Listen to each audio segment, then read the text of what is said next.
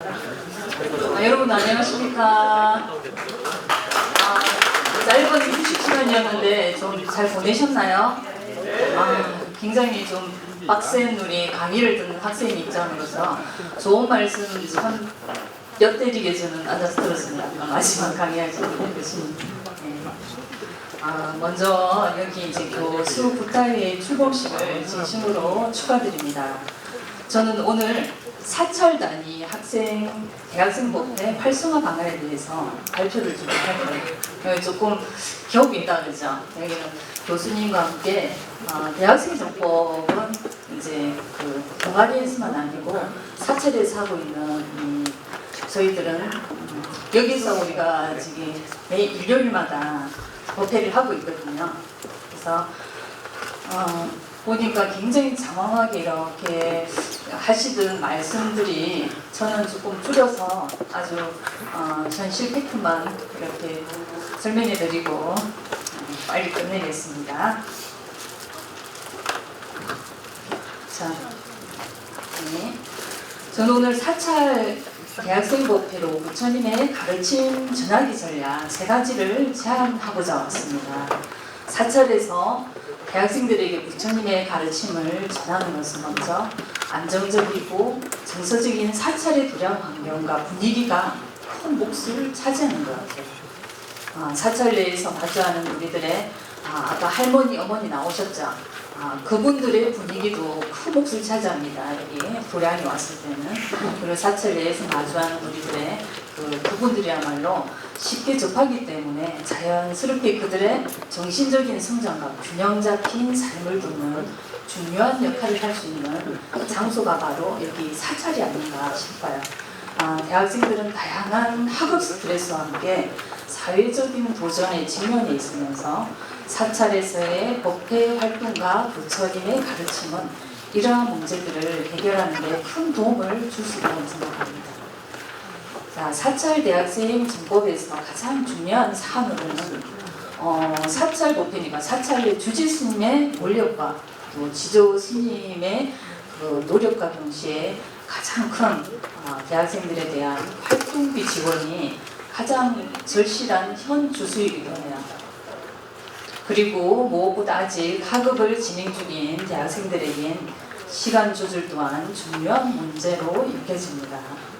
자, 앞서 지금 현재 봉은사 대학생법회에서 활동 중인 내용을 사진으로 같이 공유를 하려고 하는데 갑자기 김이 고장이 나는 것 같은데 잠깐만 기다려주세요.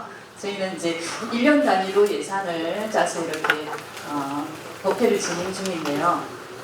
각 한 달에 4번의 법회가 있습니다. 그러면 저희들이 돌아가면서 법회를 다양하게 이렇게 만들어서 저희들끼리 하고 있는 김이 갑자기 이렇게 나가게 됐는데요. 됐습니다.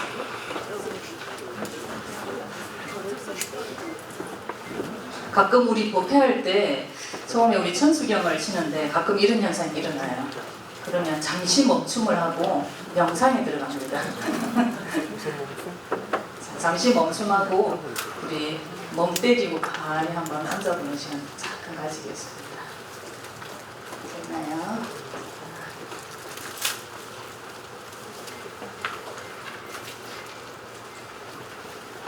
이렇게 잘 되는데요?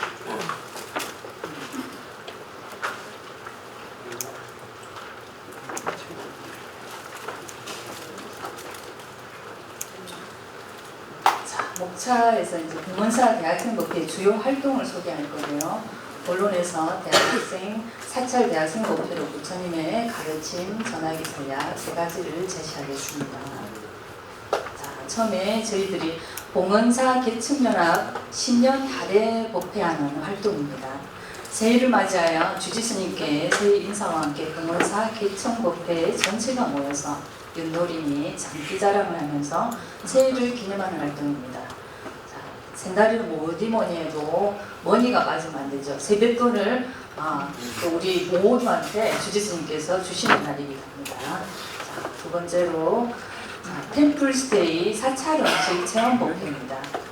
사찰 템플스테이에 참가해서 여러 가지 사찰 음식을 직접 만들어보는 체험 활동입니다. 여기서 참가하는 거부들 가운데 주로 칼질은 누가 할까요? 칼질은 주로권은 여학생들이 차지하는 게 대부분이고요. 나무를 다듬거나 심부름 같은 경우를 잘 못하는 경우 뭐도 없다? 국물도 없는 경우를 당하는 남학생들이 있다고 합니다. 아주 조심해야 되겠죠. 그러나 우리 자비문 중에서 그러진 않습니다. 다 같이 만들어서 이렇게 참가해서 맛있게 먹는 이런 사찰 음식 체육 뷔페를 나눕니다. 그리고 부처님 오신 날 연등행렬 행사입니다. 부처님 오신 날 기념으로 유네스코에 등록된 우리나라의 큰 잔치지요. 해마다 열리는 연등 행사, 자, 봉은사 계층법회 초동부에서까지 함께하는 대축제입니다. 초동부는 8살까지 참석하는 행사인데 굉장히 힘들었어요. 올해는 특히 오늘같이 비가 많이 오는 힘들었지만 오늘도 큰 행사를 하기는 봉은사는 올해 계속 비가 왔어요. 그래서 오늘도 역시 꽃비 같은 이런 축복의 날이구나 하고도 생각을 했답니다. 그래서 힘은 들었지만은 끝까지 진행할 수 있었던 아주 뜻깊은 시간이었습니다. 그 다음에 부처님 오신 날 봉축 부수 활동입니다.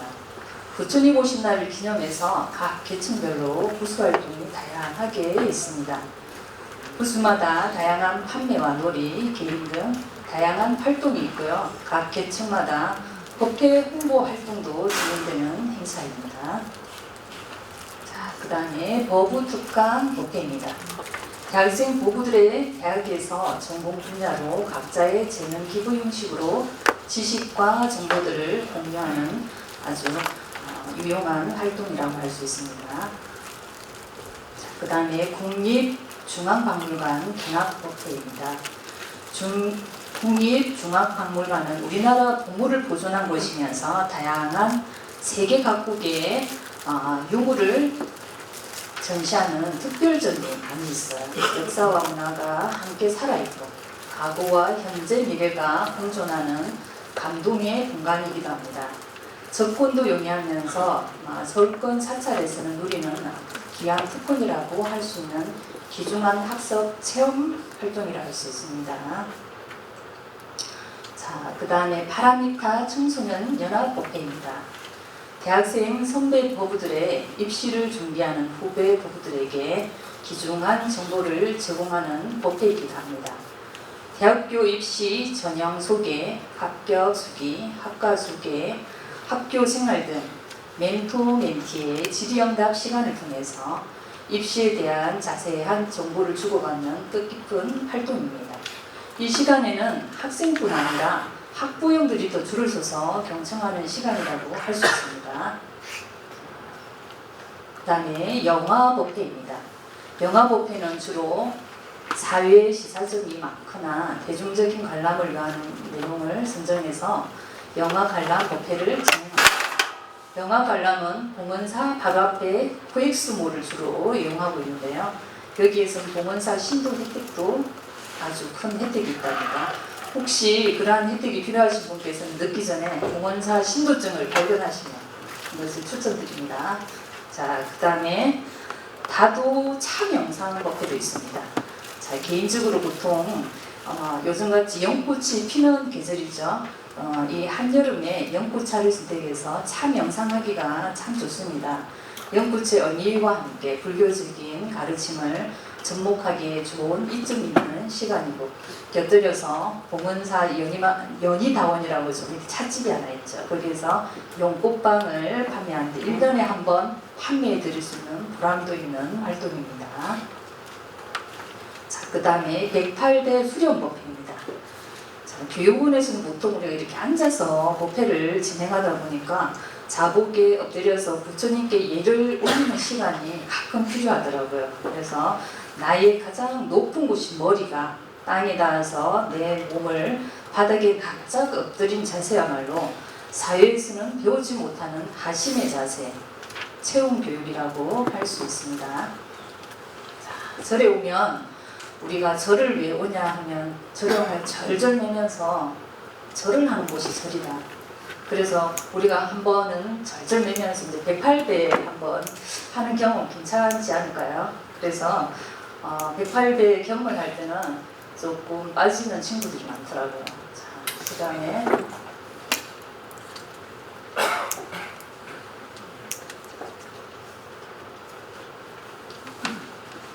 그 다음에 싱볼 소리 명상 법회입니다.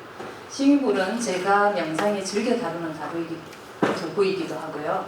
제가 오랜 시간 히말라야 자락에서 싱볼 스승들에게 배운 가르침을 토대로 마음 챙김을 강화시켜주는 네 맞습니다. 좀 깜짝 놀랐어요. 나가라고 대장술인 줄 알았습니다.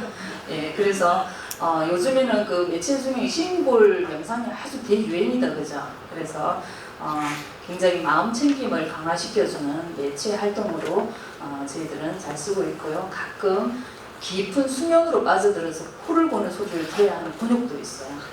그렇지만 물론 우리 대학생 법우들은 단 한 사람도 그런 일이 없었답니다. 이렇게 다양한 활동으로 봉헌사 대학생 법회는 진행되고 있고요. 이번에 처음으로 시도해보았던 특별 외부 프로그램을 소개해드리겠습니다.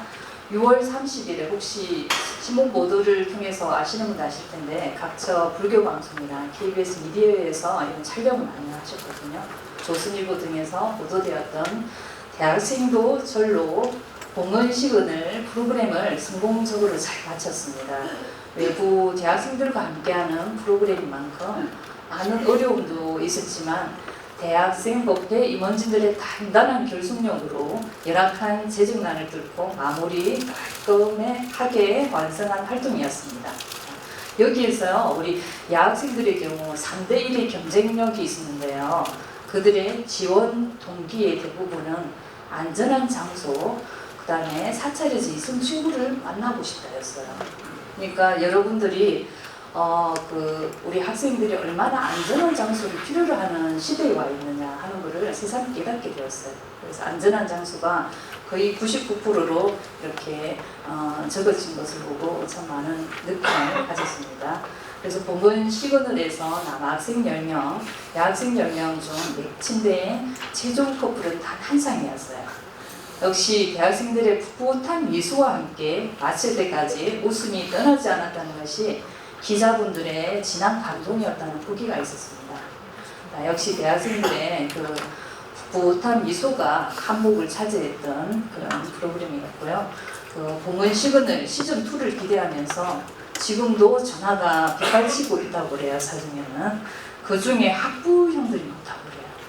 왜 그럴까요? 혹시 여기 계신 분 중에 그런 전화 거신 학부형들 계신지 모르겠는데 그러신 분들이 많이 있답니다. 그리고 이 프로그램을 자다가 문득 계획했던 주인공이 있어요. 우리 학부님들 가운데 그 봉헌사 대학생 법회 회장 땡땡땡 이름은 안 밝히겠는데 또 토론 시간에 한번 그 이름을 확인하시기 바랍니다. 자 그리고 아까 제가 듣다 보니까 교수님께 봉사활동을 이렇게 내주셨는데 봉사활동 우리는 전도지구에 있었구나 하는데 저도 이제 봉사활동을 위주로 또 법회에 접목시켜서 또 활동을 만들어 보도록 해야 되겠다 하고 오늘 이렇게 마음가짐으로 들어와 있습니다. 다음으로 재정이 가능해야 이룰 수 있는 우리 사찰 대학생 법회로 부처님 가르침 전하기 3가지 주요 방안을 제시하고자 합니다. 자, 첫 번째 강의 및 워크숍을 통한 가르침 전달이 있습니다. 그리고 실제 수행 체험 프로그램, 세 번째는 대학생 중심 성지순례가 있는데요. 아까 교수님께서 자세하게 이야기해 주셔서 제 속이 후련하더라고요.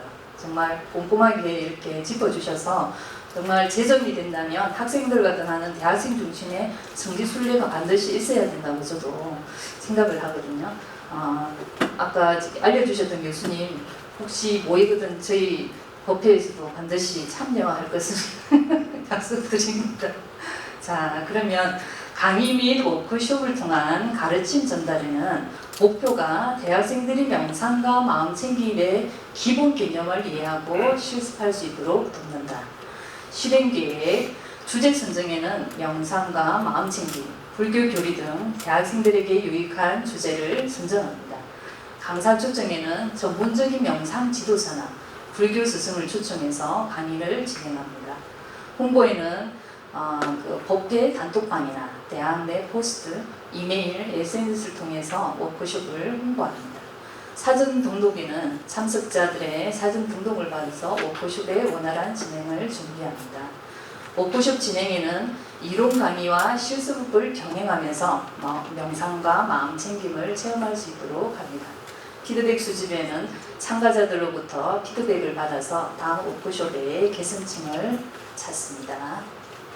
자, 두 번째로 실제 수행 체험 프로그램이 되겠습니다. 목표는 학생들이 부처님의 가르침을 직접 체험할 수 있는 기회를 제공한다. 자, 실제 체험이 정말 중요한데 저는 수행을 한 20년, 한 모문관에서 한 3년을 지내다 보니까 직접적인 체험이 얼마나 중요한지 그거를 좀 몸소 많이 깨닫고 고생도 좀 많이 한 케이스인데요.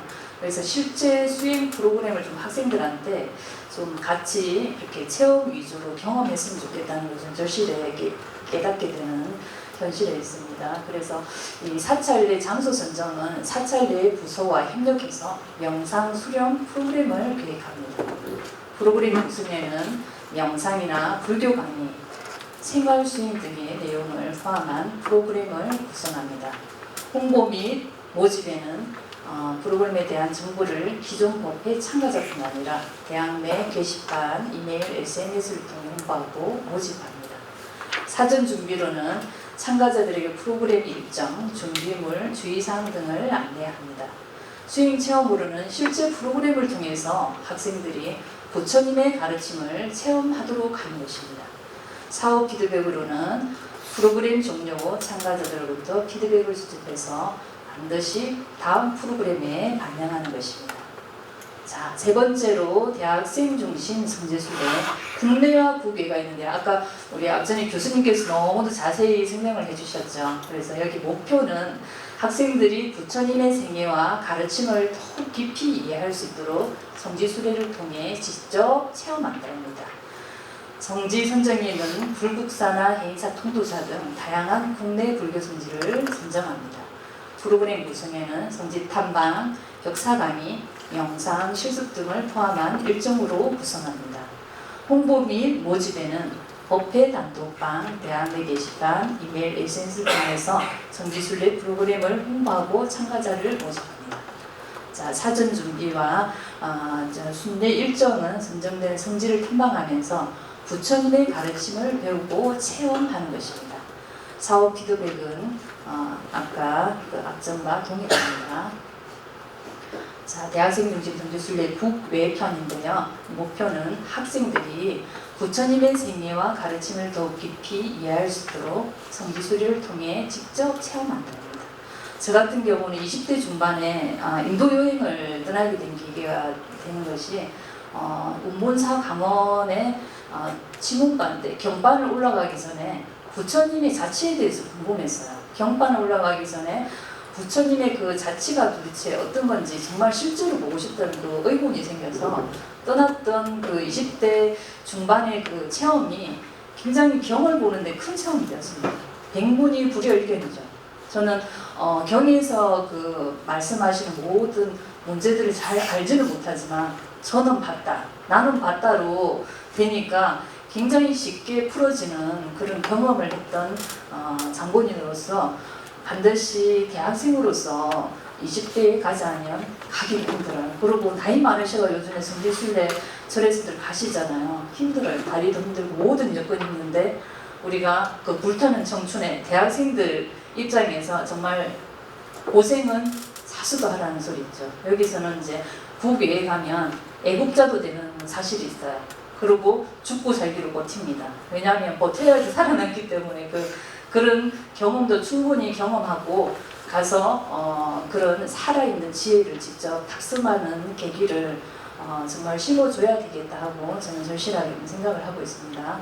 국외로서는 이제 성지순례에서는 인도 쪽에 인도 보드가야 사르낫 쿠시나가르, 네팔, 룸비니 등 부처님의 생애와 관련된 성지를 선정합니다.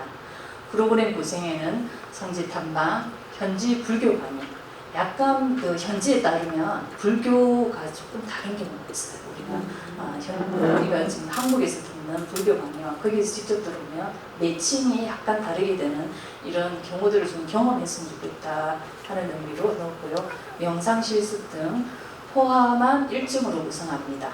홍보 및 모집, 사전 준비, 순례 진행, 사업 피드백 이런 거는 같은 점수로 돌아가고요. 이제 결론으로 크게 이 세 가지 방안을 통해서 대학생들에게 부처님의 가르침을 효과적으로 전달할 수 있다는 생각을 합니다. 각 방안은 실질적인 경험과 학습을 통해서 학생들의 정신적 성장을 도모하고 부처님의 가르침을 일상생활에 적용할 수 있는 기회를 제공합니다. 무엇보다 중요한 것은 사찰에 우리 주지스님과 지도목사 스님들의 끊임없는 관심과 후원이 있어야 할 것이고요. 대학생 전법에 대한 책임과 의무를 다할 때 사찰 내 대학생 전법이 성공적이지 않나 생각합니다. 그리고 지속적인 피드백과 개선을 통해서 더욱 효과적인 프로그램을 만들어갈 수 있습니다. 여기서 가장 중요한 것은 재정 문제, 별표 5개 정도 정부지원. 재정이 가장 문제인 건 우리 현실이다, 그렇죠?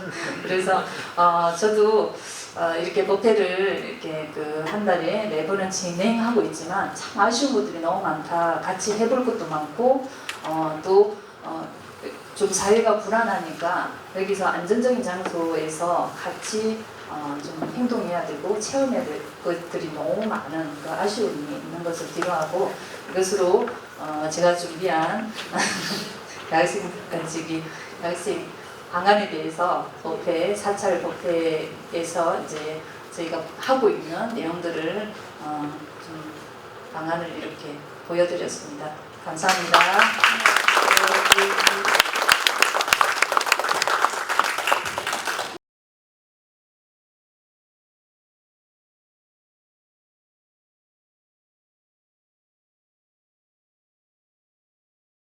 네, 반갑습니다. 진법 김영주라고 합니다. 먼저 제 소개는 PPT 첫 페이지에 해놨는데요. 아까 신도증을 말씀하셨는데 저는 개인적으로 이렇게 신도증, 보험사 신도증을 갖고 있고요. 지금 저쪽 오른쪽에 있는 거는 인터넷에 모바일 신도증입니다. 그래서 보험사라고 다 기재가 되어 있고요. 교부까지도 다 매년 잘 되고 있습니다. 그리고 왼쪽 여러분들 보시기에 왼쪽에는 그 포교사 자격증입니다. 이것도 어플로 요즘은 다 되어 있고요. 여기에는 대한민국 대한불교조계종 포교사단에서 활동하고 있는 모든 포교사님이 다 주소를 확인할 수 있는 부분이고요. 맨 밑에 제 전화번호도 살짝 나와 있습니다. 교재는 149페이지고요. 저는 동국대학교 동서사상연구소에 연구원으로 있으면서 한양대학교에서는 동양문화학과 겸임으로 근무를 하고 있습니다. 제가 오늘 이렇게 부처님의 가피 속에서 교수 붓다회 출범식과 함께 이 대토론회 주제 발표를 하게 된 것도 굉장히 큰 영광이고 행복이라고 생각합니다. 군 전법 현황과 교수 참여 활성화 방안에 대해서 이야기를 하기 전에 제가 이제 몇 가지 잠깐 말씀을 드리고 싶은데요. 여러분들 오늘 봉은사에 들어오시면서 일중원을 들어오시고 여기 교육관에 오실 때 혹시 언덕 올라오시기 전에 오른쪽에 풍전을 보셨나요? 네, 누가 쓰셨죠? 네, 추사 김정희 선생님은 경주김씨 24대 손이고요. 저는 31대 손입니다. 직계는 아니지만 집안 어른이시고요. 70일과 병중작이라고 되어 있잖아요. 그래서 돌아가시기 3일 전에 판전을 그 글씨를 쓰시고 여기 과천에서 돌아가셨습니다. 원래 고향은 어딘지 아시죠? 충남 예산입니다. 그래서 추사고택 가보신 분들이 계실 텐데 개인적으로 저는 그래서 봉은사에 올 때마다 저희 집안 어른을 보러 온다는 생각으로 오면서 늘 대웅전에서 상배하고 또 북극보전에 가서 기도하고 또 판전 그리고 그 바로 앞에 밀전에서 아무리 더운 여름에도 잠깐 앉아 있으면요 정말 명상이 절로 되는 그런 곳입니다. 그래서 여러분들께도 잠깐 말씀을 드리고 저는 강남 이 테헤란로에서 20년 정도 사회생활을 했습니다. 외국계 금융회사에서 20년 정도 지점장으로 근무를 하다가 어느 날 갑자기 좀 개인적으로 몸이 안 좋아서 병원을 갔는데 조퇴를 하고 그 다음에 이렇게 생각해 보니까 우리 어머니가 모태신앙을 갖고 계셨는데 저를 늘 잡고 절에 가셨거든요. 그런데 제가 여기 대한민국 강남의 최고의 사찰인 봉은사회를 20년 동안 한 번도 온 적이 없는 거예요. 맨날 요 앞을 지나다녔거든요. 그래서 그날은 우연히 이곳에 들려서 대웅전에 갔는데 보살님들이 열심히 기도를 하시고 절을 하시는 거예요. 저분들은 무슨 생각으로 저렇게 하실까 하는 그런 마음에서 한 달 정도를 제가 앉아서 이렇게 지켜봤습니다. 그래서 좀 불교가 뭘까? 어머니를 따라서 절에 가면 늘 미역국에 김 반찬에 먹었던 기억은 나는데 나도 늘 제가 불자라고 이야기했는데 내가 불교에 대해서 뭘 알고 있지? 라는 그런 생각을 문득 하게 됐고 그때 우연히 봉은사의 기초학당이라는 걸 알게 됐습니다. 그래서 기초학당을 다녔고요. 그걸 다니고 나서 좀 더 깊이 공부하고 싶어서 오대산 월정사 단기 출가를 한 달 동안 가서 행자 생활을 했습니다. 사실은 그것이 저의 제2의 삶의 원천이 됐고 사실은 그때 다시 원력을 세우고 큰 발언을 해서 공부를 해야 되겠다고 생각을 하고 제가 동국대학교 철학과에 입학을 하고 동양철학을 통해서 학위를 받게 됐습니다. 그런 과정으로 지금 10년 동안 현재 걸어오고 있고요. 그런 일련의 과정 속에서 저는 살고 있다고 말씀을 드리고 그 이후에 공부를 하고 제가 동양철학이니까 동양철학은 크게 유교, 불교, 도교라고도 이제 분류할 수 있고 인도, 중국, 한국 철학 이렇게 할 수도 있잖아요. 저는 논문은 제가 성리학, 유학을 했지만 공부는 불교 쪽에 더 많이 했던 것 같아요. 이제 그렇게 이제 하고 나서 학위를 받고 다시 불교대학을 여기 봉은사에 불교대학 60기로 들어옵니다. 그래서 그 당시에 코로나 시국이기도 했고 열심히 이제 온라인상으로 공부하면서 내가 이 큰 원력을 어떻게 생활 속에서 삶 속에서 실천할 것인가를 저는 생각하게 됐고 그래서 신도의 활동을 하게 됩니다. 그래서 봉은사 23연등장도 하고 삼직도 하면서 또 포교사 고시 준비를 하고 조금 더 부처님의 법, 그 수레바퀴를 돌릴 그 전법을 어떻게 할 것인가에 대한 그런 생각들을 하면서 생활을 하게 됐고요. 그래서 이제 포교사단의 포교사가 됐고 지금은 포교원, 포교사단, 서울지역단, 남부총괄 군 2팀에서 활동을 이렇게 하고 있습니다. 여기 계신 우리 김순남 회장님도 사실 거기서 처음 만나게 됐고요. 여기 계신 우리 문일수 교수님, 또 윤재훈 교수님, 또 우리 김영준 교수님 다 제가 평상시에 존경하고 꼭 뵙고 싶었던 분이었고 여기 덕산 스님은 지금 조계사의 설림원에 이렇게 가 계시지만 예전에 제가 연등 활동할 때 저희 교무국장 스님이셨거든요. 저는 개인적으로 한 달에 한 번 낮에는 시간이 없으니까 저녁 때 봉은사에서 야간 법회를 하거든요. 덕산 스님의 법회를 한 번이라도 같이 해보신 분이 있으면 절로 삼매에 빠진다는 것을 아시게 될 겁니다. 그래서 저는 그런 삶 속에서 계속해서 이렇게 신행 활동을 해오고 있고요. 제가 사실은 PPT 자료 한 30페이지를 준비했는데요. 제가 이렇게 말씀드리는 게 다 뒤에 내용이 다 있어요. 그래서 이렇게 말씀을 이렇게 드리는 걸로 이렇게 하겠습니다. 그리고 저는 제가 군 전법 활동을 하는데 너무 최적화되어 있다고 생각을 했던 것 중에 하나가 뭐냐면, 저는 장교 출신입니다. 저는 포병 장교 출신이고 육군 대위로 전역을 했고 예비역 소령입니다. 그런 부분들에 있어서 군이라고 하는 조직에 대한 특성을 너무 잘 알고 있기 때문에 이런 부분들을 좀 활용하고 싶었고 그런 내용들을 교재에 담았습니다. 그리고 마지막으로 교수북다회 전법위원회 그 군포교 위원으로 이제 활동을 하고 있습니다.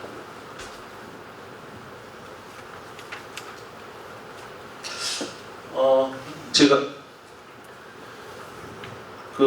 크게 이제 우리 한국 국방개혁 2.0과 제9대 포교원 군청법 현황 그리고 교수 참여 활성화반 이렇게 세 꼭지로 말씀을 드릴 건데요. 그 중에 첫 번째가 한국 국방개혁 2.0입니다. 갑자기 군대 얘기하는 게 이상하죠. 여러분들 우리나라 국방력이 전 세계 몇인지 혹시 아십니까? 전 세계 5위입니다. 일본보다도 높고요. 그리고 북한은 세계 36위입니다. 많은 분들이 걱정을 하시는데요. 걱정하지 않으셔도 됩니다. 제가 군 생활을 할 때만 해도 견인포였고 하지만 지금은 기동력을 갖춘 기계화 그리고 완전 최첨단의 무기들을 다 가지고 있습니다. 그래서 걱정 안 하셔도 되고요. 거기에 따라서 우리 용사들이 요즘 군무기간도 단축됐고 또 뭐 그렇지만은 의식 수준이 굉장히 높습니다. 제가 군 생활했던 30년 전에 비해서 요즘은 80% 이상이 다 대학교를 다니다 온 친구들이고요. 저희가 여기 지금 대학생 전법을 하고 있지만 군인들도 대부분 다 학교에서 있다가 대학생활 하다가 군대 잠깐 온 거고 요즘은 18개월이거든요. 18개월 근무하고 다시 학교로 돌아갑니다. 그렇다고 한다면 초기에 아무것도 모르고 대학생활 하다가 군대에서 전법을 통해서 부처님을 접하고 다시 이제 사회로 돌아가면 그때는 예비역이 됩니다. 대학에서는 군대 갔다 오면 예비역, 안 가면 현역 그렇게 이야기하잖아요. 그래서 이제 그런 부분들이 자연스럽게 될 수 있도록 사실은 군 전법도 사실 굉장히 체계적으로 우리 포교사들이 하고 있다는 말씀을 드리겠습니다. 그리고 또 한 가지 알아야 될 거는 2000년 12월 달에 문재인 정부 때 군 개편을 했습니다. 그래서 이 보병 연대를 여단화를 했거든요. 그래서 6개 군단 33개 사단 체제로 바꿨고 그래서 요즘은 여러분들이 아시는 것처럼 무슨 사단이라고 하지 않고 무슨 기동사단이라고 합니다. 다 기계화되어 있는 거죠. 그런 말씀을 드리고 우리나라 지금 1년 예산이 한 660조 원 정도 되거든요. 이게 2024년 기준인데요. 거기에 국방비가 여기 보시는 것처럼 60조 원입니다. 어마어마하죠. 그래서 지금 뭐 그런 부분들 전혀 걱정 안 하셔도 된다는 말씀 드리고 군 복무기간도 여러분들 단축되니까 부모 입장에서는 굉장히 좋잖아요. 저도 처음에 이렇게 걱정을 굉장히 많이 했는데 그럴 필요가 없습니다. 18개월이지만 요즘 군대에서는 계급이 1등병부터 시작되는 것이 아니라 2병부터 시작합니다. 2병, 1병, 상병, 병장, 하사, 중사, 상사, 그 다음에 주임원사, 그 다음에 소위 중위, 또 연관장교, 소령 중령 이렇게 나가는데 2병 생활을 2개월 합니다. 그리고 1병 6개월, 상병 6개월, 병장 6군 4개월, 해군 6개월, 공군 8개월 이렇게 군 생활은 단축되어 있지만 수준은 굉장히 높아져 있다. 이렇게 말씀을 드리고 싶습니다. 또 중요한 거 하나. 뭐 윤석열 정부 들어서면서 군인들의 월급을 얼마로 올리네 그 말이 굉장히 많았는데요. 윤석열 정부에서도 국방 안보와 관련된 부분은 굉장히 명확합니다. 우리나라는 이제 모병제냐 징병제냐 이런 이야기도 있지만 우리는 아직 이제 완전 모병제는 아니잖아요. 그럼에도 불구하고 용사들이 제가 군생활 할 때만 해도 3만 원에서 5만 원이었거든요. 근데 지금은 급여가 병장이 저렇게 100만 원, 120만 원 이상 정도 됩니다. 그래서 이 이야기를 왜 하냐면은 예전에 우리가 초코파이 사들고 가고 뭐 이렇게 했던 그 생각을 하면 안 됩니다. 의문 공연하고 무슨 뭐 의문 편지하고 그런 시대 아니고요. 요즘 용사들 문화활동 다 합니다. 그리고 여러 사회에서 있는 학생들보다 더 많이 여유 있고 저축하고 자기 개발하고 있습니다. 그리고 요즘 예전 같지 않고 휴대폰 다 근무 외 시간 외에는 다 허용을 합니다. 그래서 모든 걸 다 할 수 있고요. 요즘 부대에서도 우리 어머님들한테 부모님들께 전화 자주 하죠. 그게 근무 외에는 아무 상관이 없습니다.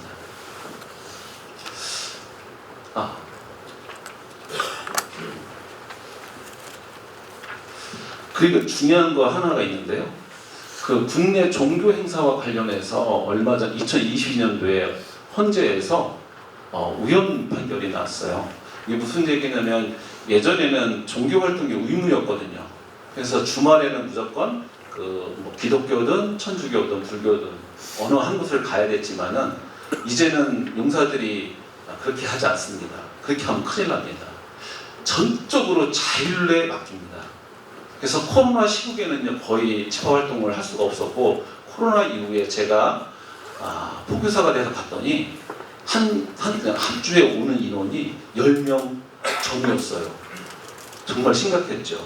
근데 지금은 30명, 40명, 50명 옵니다. 그만큼 이제 우리 포교사님들이 적극적인 활동을 하고 있는 거죠. 네, 뭐 참고해서 보시고요. 나머지 부분은 이렇게 이제 제가 우리 군대와 일반 조직의 어떤 차이라든지 이런 것들은 교재에다가 넣어놨으니까 보시고 이 종교시설 현황을 잠깐 보시면 우리 그 법당이 교회의 절반 수준도 안 됩니다. 개수가 반도 안 되는 걸 이해를 하겠는데 더 심각한 문제는 시설이 굉장히 노후화되어 있다고 하는 겁니다. 거기에 좌복을 놓고 앉고 용사들이 요즘은 참 병사라고 하지 않고요 용사라고 합니다. 용사들이 굉장히 불편해해요. 그럼에도 불구하고 그 용사들이 참고 인내합니다. 왜 그런 줄 아세요? 명상을 하는 자세를 취하거든요. 네. 그렇게 이미 용사들도 본인들이 법당에 와서 스스로 명상하고 해야 한다는 걸 알고 있는 거죠. 그리고 이제 군 포교사가 지금 활동을 많이 하고 있는데 그 현황들을 제가 좀 적어놨고요. 문제는 뭐냐면 우리 포교사님들을 제가 보니까 연령 비교를 분석을 해보니까 60대, 70대가 80%예요. 제가 50대 중후반이거든요. 올해 제가 56인데 정말 막내예요. 네. 정말 이렇게 연세 드신 게 뭐 잘못되거나 그런 건 아닌데 활동하는데 아무래도 제약이 많이 있겠죠. 그래서 여기 계신 우리 교수님들이 정년 65세까지잖아요. 그러니까 그 전에 일정의 어떤 그런 교육과정, 포교사가 되려면 기초학당, 불교대학을 꼭 이수해야 되거든요. 그리고 웬만한 큰 사찰에는 다 그런 것들이 과정이 있으니까 여기에 많은 교수님들이 그렇게 하는 것이 저는 전법의 길이 아닌가 이렇게 말씀을 드려봅니다. 네. 그리고 군 법회 관련해서 잠깐 말씀을 드릴 건데요.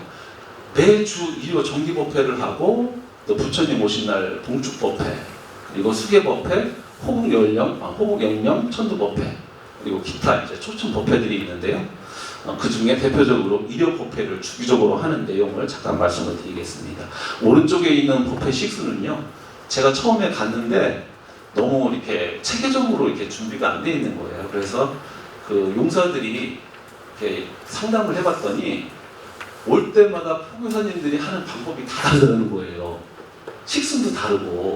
그럼 용사들이 얼마나 웃기겠어요. 그래서 이건 안 된다. 좀 체계적으로 해야 된다 해서 제가 식순을 저렇게 딱 정리해가지고 멘트까지 만들어서 체계적으로 할 수 있도록 했고, 네, 이런 부분들은 다른 분팀에도 제가 좀 전달도 하고 전파도 해서 함께 공유하고 있습니다. 이게 지금 또 군종 특별교구에서 만든 PPT 자료인데요. 이 부분은 또 제가 좀 보완을 해서 여기 보면 1번부터 해서 24번까지 이 순서대로 파워포인트로 쭉 이렇게 할 수 있도록 해놓은 거예요. 근데 여기에 유일하게 빠져있는 게 있어요. 뭔지 아세요? 스님의 그 경전 독송이에요. 우리가 보통은 법회 때 천수경을 하잖아요. 근데 그게 빨리 하면 25분? 30분 정도 시간이 걸리기 때문에 분법회에서는 그거를 할 수가 없는 거예요. 그래서 그 부분만 생략하고 나머지는 다 하고 있고요. 여기에 보면은 이제 축원문이라는 걸 해요. 우리 스님들은 이제 마지막에 이제 우리 제가불자들을 위해서 축원을 해주시잖아요. 근데 분법회에서는 그런 게 할 수가 없으니까 제가 그것도 건의를 해가지고 우리 여기에 온 용사들 이름 한 명 한 명을 다 호명하면서 축원을 해주자. 그랬더니 참석 인원이 매주 늘어나는 거예요. 굉장히 좋은 아이디어죠. 그리고 또 한 가지 제가 또 아이디어를 냈어요. 법당에 등을 달자. 그런데 용사들이 직접 자기의 그 소원 또는 발언문을 써서 축원문을 써서 붙여놓는 거예요. 법당에 올 때마다 자기가 써놓은 게 있잖아요. 부모님 걱정 또 기타 등등 이런 것들을 이렇게 해놓고 발언을 하니까 얼마나 좋겠어요. 그리고 이제 요 사진들은 법회를 하는 그런 내용들을 저희가 해놨고, 참고로 이제 제가 이제 뒤에 사진에서 말씀을 드리긴 할 건데, 우리 봉은사에서도요 자매개념처럼 분법당에 한 달에 한 번씩 매월 첫째 주 일요일에 활동을 하고 있습니다. 그 지금 그 회장님과 부회장님 또 와 계신데 우리 잠깐 일어나 주시겠어요? 네, 우리 설봉 권희준 연주자님, 네, 감사합니다. 축하의 박수, 무료의 박수. 네. 너무너무 감사한 일이에요. 많은 연등원들이 봉은사에서 후원하고 지원하지 않음에도 불구하고 스스로 돈을 보시하시고 그 돈으로 용사들 간식과 함께 매주 한 달에 한 번씩 그렇게 하고 계시거든요. 네, 그 말씀 잠깐 드리고 이 부분들을 이제 넘어가겠습니다. 사진 잠깐 보여드릴게요. 이거는 이제 봉축 법요식 때 월정사, 봉은사, 그 다음에 우리 포교사단 모든 분들이 다 모여가지고 전체적으로 부처님 오신 날 활동을 하고 나서 찍은 사진이고요. 이거는 이제 5월 달에 짜장면 봉사를 했거든요. 요즘 용사들 우리 밖에서 먹는 것보다 더 잘 먹어요. 한 끼에 한 번은 꼭 고기 반찬이 나오거든요. 예전 같지 않습니다. 밖에서 먹는 것보다 더 잘 먹는다고 보시면 됩니다. 그럼에도 불구하고 특식으로 이런 행사들을 했었거든요. 그 다음에 이게 이제 제가 단기 출가했던 월정사 단기 출가 수도권 법의회가 활동을 하는데 한 달에 한 번은 저렇게 같이 가서 또 이렇게 활동도 해주고요. 요거는 이제 제가 월정사에 또 단기 출가를 오신 분들이 있는데 그걸 할 때마다 가서 그분들에게 단기 출가 전과 후의 어떤 삶의 모습들을 제가 가서 이야기하고 함께 전파하는 그런 내용들입니다. 이거는 동영상인데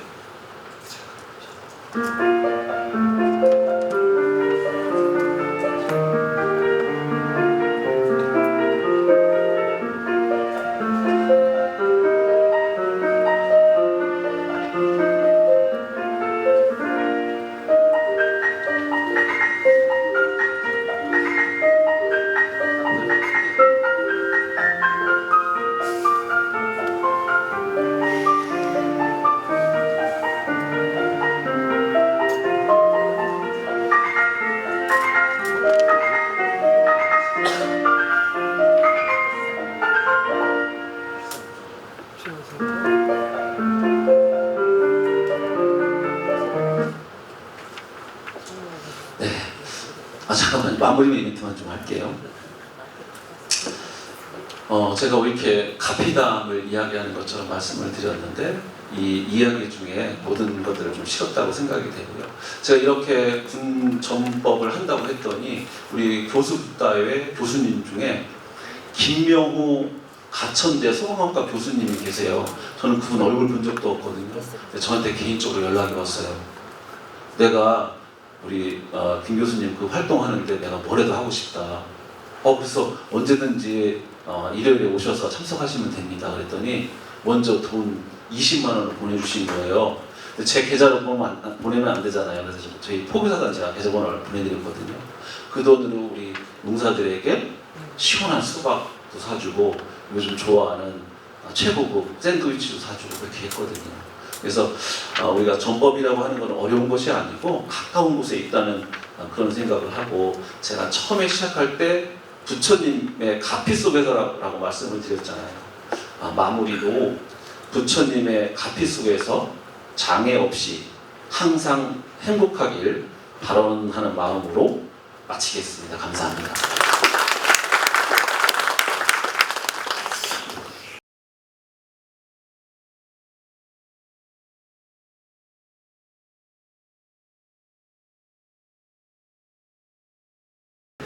예, 저는 10분만 활용하도록 하겠습니다. 지금 7분의 교수님들께 한 꼭지 한 꼭지를 이렇게 맡기면서 우리 교수부다회가 앞으로 추구해 나가야 할 한 꼭지 한 꼭지를 아주 공들여서 섭외를 해서 오늘 제 기대 이상으로 한 분 한 분 아주 훌륭하게 발표를 해주셔서 큰 도움이 되었으리라 생각을 하고요. 앞으로 그거를 이제 우리가 어떻게 해 나가느냐, 그것도 이제 고민해가면서 또 우리 각 파트의 위원장님, 또 그 파트의 또 팀장님이 되어서 이끌어 가실 분이다라고 이렇게 생각해 주시면 되겠습니다. 저는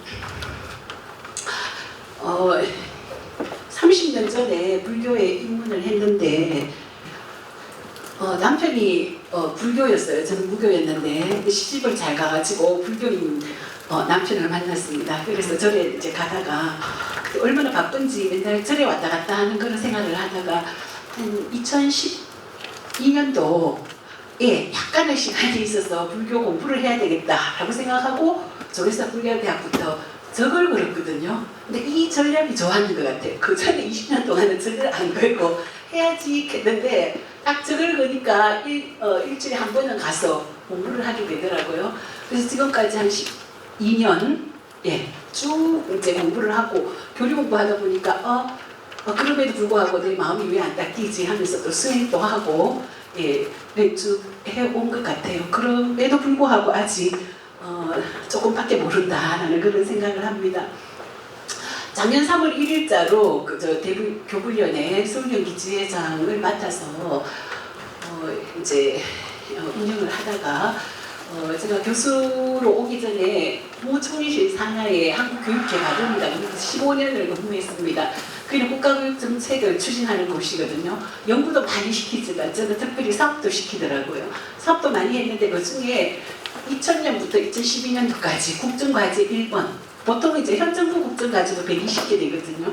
근데 그 중에 이제 국정과제 1번을 센터장으로 3년을 하는데 와, 그때가 가장 하이라이트였는 것 같아요. 월화수목금금금 밤 12시 막 이제 그런 식으로 추진을 하면서 거기서 사업을 하는 노하우라든가 추진력이라든가 또 전국 대상을 그거를 조금 배운 게 아닌가라는 그런 생각을 하고, 제가 이제 이 대학생 정법 작년 8월부터 이제 얘기가 있었거든요. 그래서 이걸 어떻게 해야 되나 고민을 하면서 이게 내가 해야 할 일이면 한번 해보자 라는 생각을 하면서 그때 국정과제 1번 하듯이 그때 3년의 그런 자세로 제가 그냥 몰입을 해버렸습니다.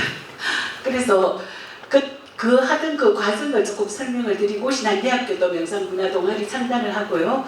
이 두 개를 이렇게 경험적으로 느끼면서 제가 대학생 전법 활성화 전략을 이거를 좀 정책적으로 제시했으면 좋겠다라는 것을 말씀을 드리고 교수부다회의 역할이 뭔가 이렇게 말씀을 드리겠습니다.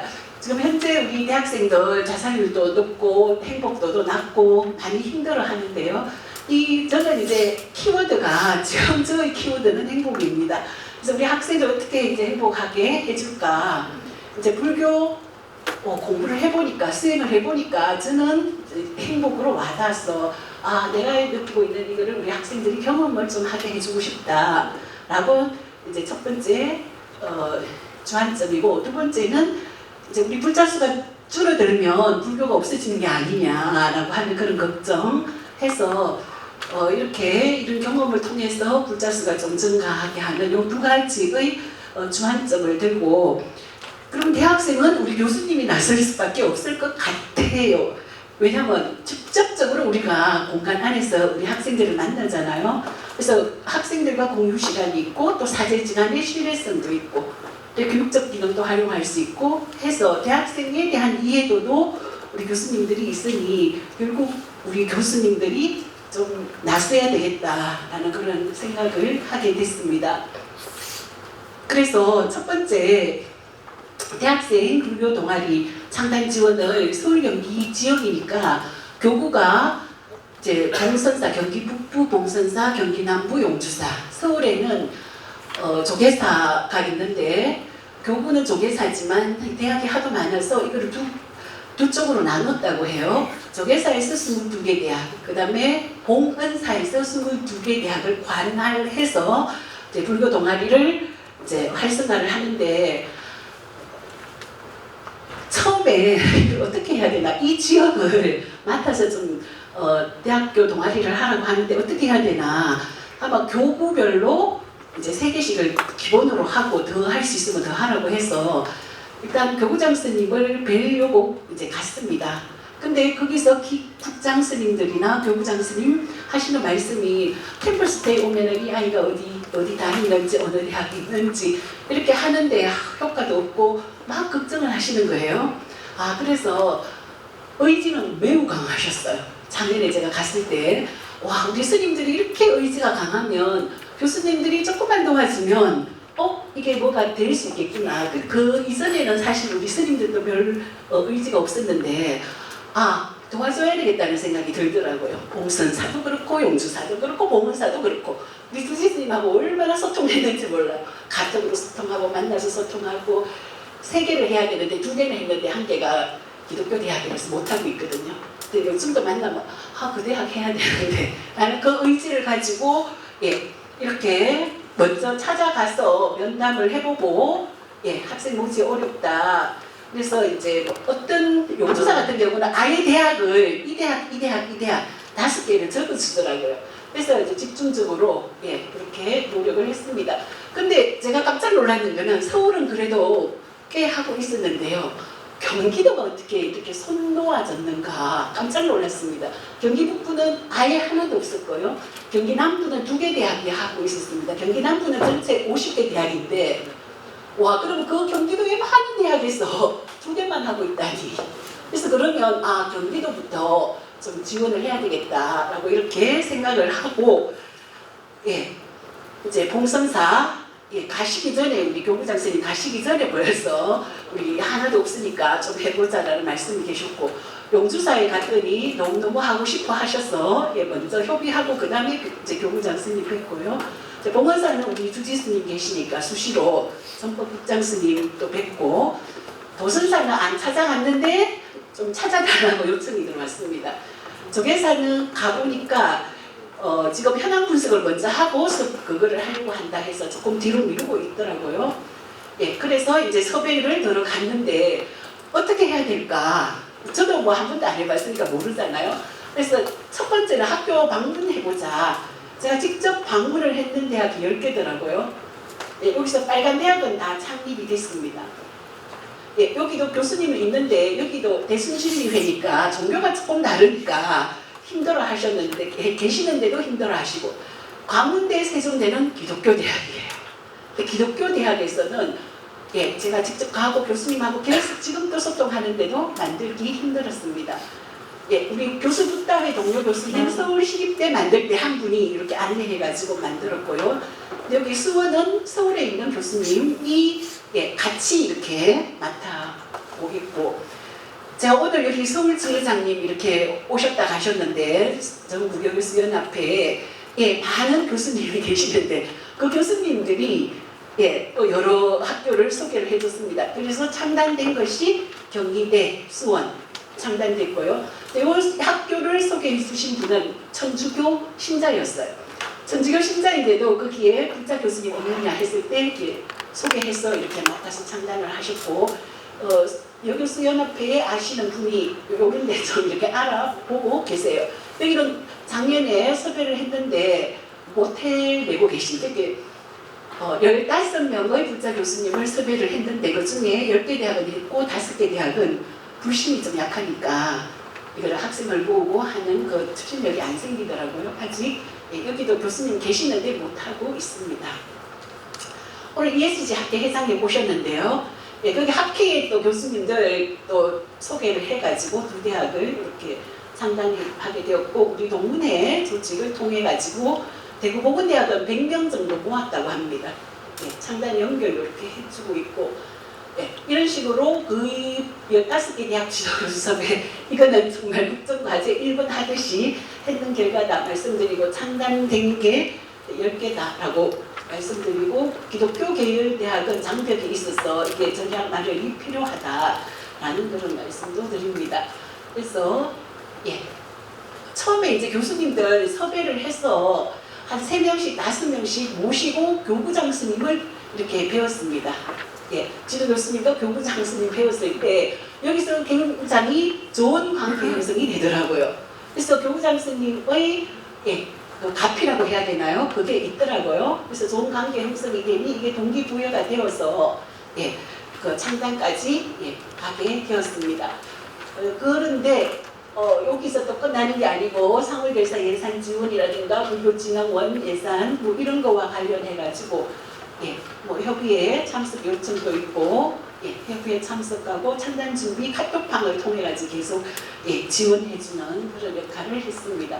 창단식에도 가서 창단 축하도 해주고 우리 학교도 창단하고 하는 이런 절차를 거쳤고 2023년 8월에서 2024년 7월까지 창단한 학교 여기는 이제 주홍색은 스스로 이렇게 창단한 곳이고요. 홍익대는 가천대도 스스로 했는 것이고 빨간색은 쭉 활동을 통해 가지고 이렇게 창단을 했습니다. 오늘 드디어 불교 동아리 창단 활성화 전략이 좀 필요하겠다 창단을 했는데 아직 조금 더 세부적인 어떻게 해야 될지 저도 3월 17일 날 했으니까 3달 지났거든요. 뭔가 전략이 필요하겠다라는 그런 생각을 해봅니다. 2000년도에 벌써 불자 교수 섭외 요청이 들어옵니다. 스님들은 하면 학생이 있으면은 스님들이 어떤 스님은 일주일에 한 번씩도 가고 그러셔요. 보통 한 달에 한 번 가는데 창단하기까지는 교수님들의 역할이 절대 필요합니다. 제가 이제 1년 동안 해봤잖아요. 근데 지금 이렇게 조계사에는 상명대, 서경대, 명지대, 광운대 여기를 창단하려고 한다. 봉원사는 세종대, 한국체대. 이제 세종대가 3개 중에 1개인데 이거는 못했어요. 제가 열심히 도와드렸는데도 못했습니다. 기독교 대학이라고. 체대, 서울대 요 7개가 안 되고 있는데 이거 이제 도와드려야 되고 봉순사는 6개 동아리 창단해서 지금은 내시라 하겠다. 내년에 창단을 할지 이렇게 계획을 하고 계시고 용주사는 엄청난 열정을 갖고 계십니다. 수원대, 건국대, 아주대, 당국대, 용의대, 서울과학기술대 하고 싶고 이때 세계대학 창단할 때 부주시 스님을 포교 전문 부주시 스님을 모시고 와서 지금 제 생각으로는 용주사만 제대로 이렇게 열심히 그거 해도 우리 경기도 우리 서울 경기 지역에는 엄청난 불교 활성화가 일어나겠다. 그래서 한 5개는 해야 되지 않나요? 라고 물었더니 50대 다 하면 더욱더 좋지 하는 엄청난 포부를 갖고 계셔서 올해도 영주사 좀 집중적으로 지원해 드리려고 합니다. 우리 학교도 동시에 이렇게 창단을 했는데요. 우리도 호산 주지스님 봉헌사 가시기 전에 이렇게 만나서 동아리 창단해서 모집 시작하고 우리 대학은 기독교 대학입니다. 기독교 대학이어서 굉장히 제가 학생 모집하기도 힘들었고 또 제가 동아리를 창단하지 않으면 경기 북부 지역에 제가 동아리 창단하라라고 얘기를 못 하겠더라고요. 나도 안 하면서 하라는 얘기 왜 하냐라는 얘기가 들릴 것 같아서 용기를 좀 냈습니다. 그래서 3월 17일에 창단을 했고 이때도 공선사에서 500만 원 장학금을 주셨어요. 상월별사에서 연간 1,000만 원을 주시는 걸로 해서 우리 학생들 장학금으로 돈을 다 줬습니다. 그리고 지금 쭉 문화 탐방을 하고 오늘 교수 국단에 7명 온다 그랬는데 2명 왔어요. 그 폭우 때문에 이런 프로그램을 올해 말까지 진행을 하려고 합니다. 그래서 이제 이런 그 프로그램으로 행복해라는 영상문화 동아리로 하고 있고요. 이런 목적으로 이제 단독 법회를 2개 했는 것입니다. 그래서 1차 모임 준비부터 경동대 창단식에 갔는 것, 또 우리 대학 창단 준비하러 갔는 것, 드디어 창단한 그런 사진입니다. 또 동국대 문화탐방을 갖고 연주사 갔다 오는 거고요.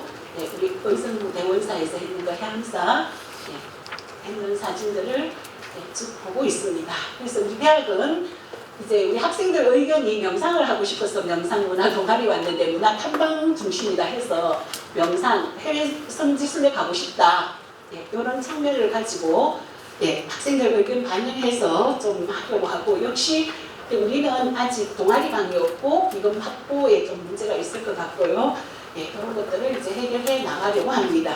대학생 정법의 첫 번째 처음에는 어느 대학에 누가 있는지가 첫 번째고 그 교수를 통해서 그 대학의 불자 교수가 누가 있는가 그 사람을 찾아내는 게 힘들어요. 그래서 결국은 우리가 그러면 이때까지 교수들 뭐 했냐 어느 대학에 어느 불자 교수가 있는지가 네트워크가 없었다는 거죠. 그러니까 이렇게 힘들었습니다. 솔직히. 그래서 우리가 지금 해야 할 일은 대학별 불자 교수 및 지도 교수 네트워크 구축을 해야 되겠다. 불자 교수 알기 어려워서 지도교수 섭외에 장벽이 있었다. 그래서 네트워크 일단 구축을 하자. 또 일단 창단을 안 하더라도 불자 교수를 알고 있어야 되고 그 다음에 이 중에서 동아리를 창단한 그 지도교수 창단하도록 해서 그분들의 네트워크를 알아야 되겠다. 그 다음에 이렇게 도와주다 보니까 너무나 많은 컨설팅 요청이 들어와요. 모르는 것에 대해서 질문이 엄청 많이 나오는데 이제 1차년도 지났기 때문에 조금 잘하고 있는 교수님, 아까 김용진 교수님을 비롯해서 조금 우리가 조금 더 공부를 해서 컨설팅 단도 구성을 하고 좀 매뉴얼 또 개발하고 해서 또 지원을 해야 되지 않느냐라는 그 생각도 들었습니다. 창단 지원도 하고요. 그 다음에 내시나 컨설팅도 해야 되겠다. 지금 계속 질문이 나오고 있고 모 대학에서는 대학생 동아리 폐지 결정이 되었대요. 그래서 저한테 여러 번 전화가 왔는데 제가 아직 다른 대학에 폐지된 대학을 내가 어떻게 도와줘야 되는지 그 노하우가 없어가지고 도움을 못 드리고 있어요. 그래서 이런 것도 같이 또 해결해 줄 수 있지 않는가라는 생각이 듭니다. 그래서 고민을 하다 보니까 결국 대학생 전법은 우리가 교류학습해서 대학생에 맞는 교류학습 도출하고 또 우리가 수행을 해서 대학생들은 어떤 수행 방법으로 하면 좋은지 성지순례도 그리고 정법도 아까 우리 학생회장이 정법의 주체다라고 하더라고요. 제가 그 말이 딱 들어왔는데 우리가 대학생들 정법한다고만 생각했는데 자기들도 정법의 주체로서 활동하겠다.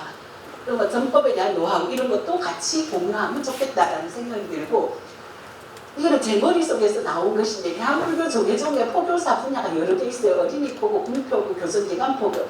저는 요거 했다가 올해부터 이거 하고 있는데요. 여기에 대학생 포교가 들어가야 되겠다라는 생각이 듭니다. 이거 필요할 것 같아요.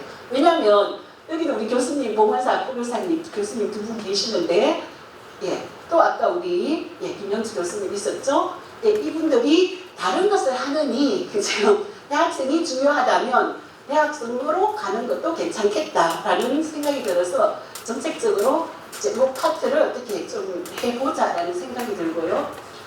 자, 그 다음에 포교사가 되는 분야, 우리 포교사 자기 요건이 있고 불교대학을 이거는 나와야 됩니다. 자, 그 다음에 자세히 보니까 교육부에서 좋은 일을 하고 있어요. 무슨 일을 하고 있느냐면 예, 이제 우리 입시 위주로 예, 사회 정서적 측면 교육이 안 되니까 교육부에서 사회 정서 지원 강화하시는 적이 있습니다. 그러면서 여기서 뭐를 하고 있나 보니까 초중고 학생 알아차림 동아리를 시범 지원하고 있어요. 전국에. 알아차림이 명상이잖아요. 그럼 현재 초중고 대상으로 학교당 예산을 지원합니다. 그러면 이게 이제 정책이 대학교까지 올라가면 우리가 정책 추진 요구가 들어가야 되고요. 지지하는 집단이 있어야 됩니다. 그러면 일단 요구를 하고 지지를 해서 대학생 불교 동아리까지, 대학생 명상 동아리까지 확대하는 작업을 해야 되겠다.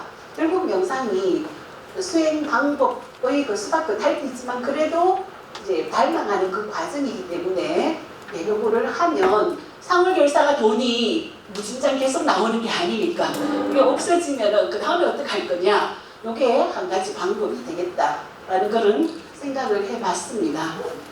자, 그 다음에 이제 기독교 계열, 요거는 제가 그 교재는 안 넣는데요. 기독교 계열은 제가 추가를 했습니다. 왜냐하면 너무 많아요. 우리나라 기독교 대학 왜 이렇게 많아요? 이때는 일반 대학은 지도 교수가 이렇게 해서 학생 모집하면은 이제 창단이 되는데요. 이 기독교 대학은 교수님 찾아가면, 교수는요, 아예, 내가 너무 부담된다고 안 하셔요. 그럼 어떻게 해야 되느냐? 이때 스님이 필요합니다. 기독교 계열은. 외부에서 스님이 들어가셔서 홍보를 하시고, 이렇게 떨어져 있지만 모르는 학생들을 모으고, 또 핵심 학생을 찾아서 그 학생이 근처의 학생을 모아서 이렇게 갈 수밖에 없다.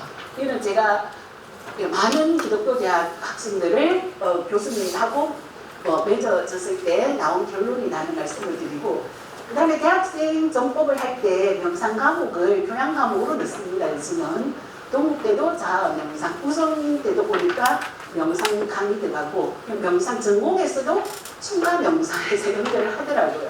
저는 행복과 괴로움과 인간관계 시간에 명상 이론과 실습을 2주, 3주 정도 이렇게 하고 있습니다. 그래서 명상 강의를 하려고 합니다.